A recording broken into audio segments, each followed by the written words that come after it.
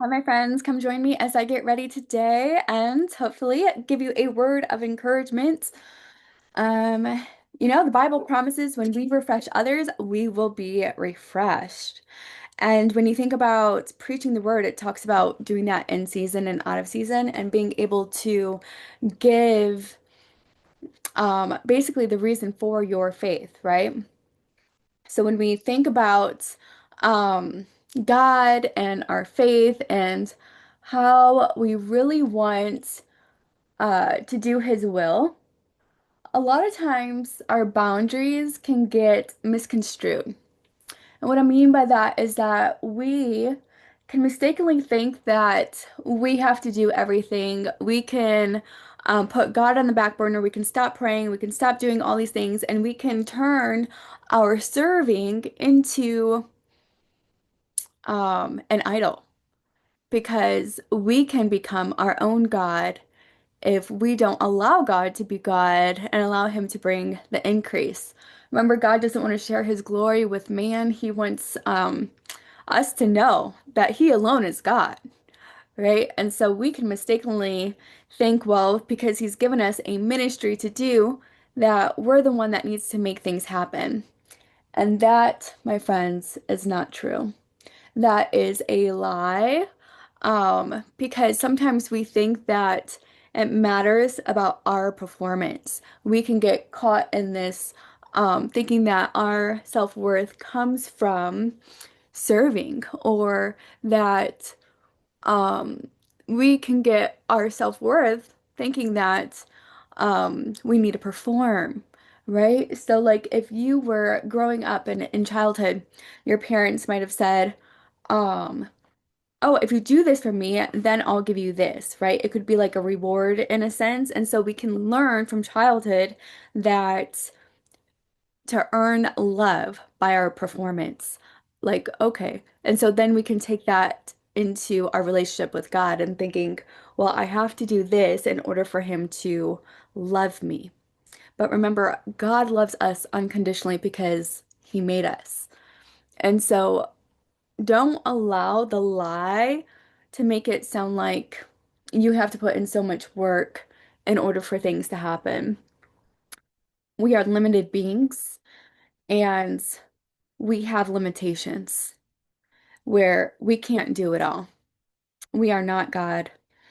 Um, but we can love and serve God with a purity of our own hearts because it's our desire to serve Him, right? It's our desire to love Him. It's our desire for us to be obedient to Him.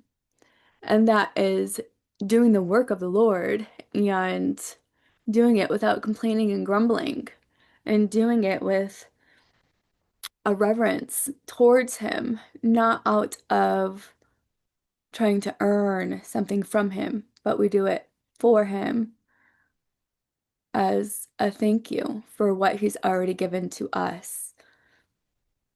And so the enemy wants us to think that God has something better for us, that what He's already given us to do, that God is withholding something good from us because let's be honest, we can compare ourselves to others, we can see what others are doing, we can think that God, how come you're not giving me A, B, or C, or how come it's only this, or why isn't it like this, right? So we can get caught up in thinking that God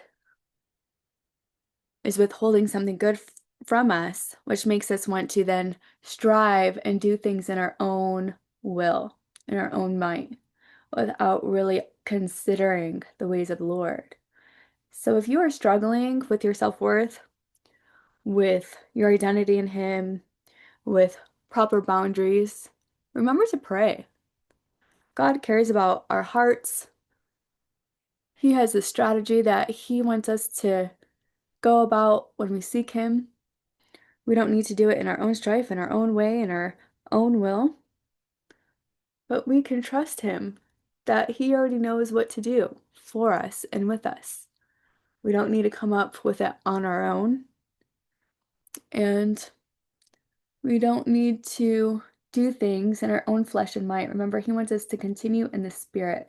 And to do that, we have to consider his ways. We have to spend time with him. We have to slow down. We don't have to say yes to everything. And we don't ever want to feel pressured by people, especially those who are in leadership. Um, everyone has an opinion.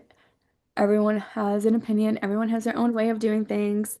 But what has God entrusted you with? And being faithful to him, right? Then we can be faithful to people, but not allowing the fear of man, of what they might think, say, or do, get in the way of the entrustment that God's given us in order to serve him with what he's already given us in our plates to do. Don't allow your self-worth to be dependent upon what others think or say.